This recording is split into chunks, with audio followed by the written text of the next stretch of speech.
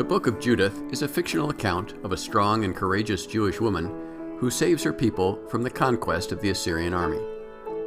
In the story, the king of Assyria had dispatched his military commander, Holofernes, to destroy countries like Judea that did not support him.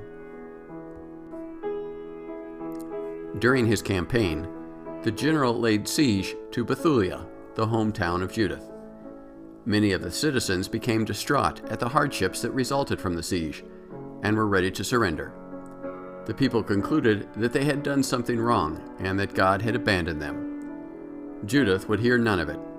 She knew that her people were righteous and that God was on their side. Judith then devised a plot to defeat the powerful general. Judith traveled to the encampment of the Assyrian army and asked to speak to Holofernes, promising to provide information that would help him defeat Judea. When Holofernes agreed to meet her, Judith lied and told him that God would soon abandon the Jewish people and that the general would be able to defeat them easily. Holofernes was so delighted with the news that he invited Judith to dinner. That night, the general drank too much and collapsed on his bed. Judith quickly took his scimitar and cut off his head.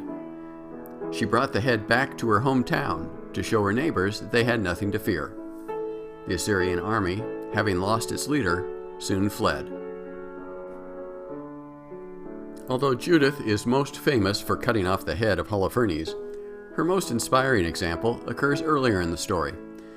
Judith reminded her fellow citizens, and she reminds us, not to give up hope so easily. Just because we are facing difficulties does not mean that God has abandoned us. All of us must endure some hardships, but we need to remain faithful, trusting that God will never let us down.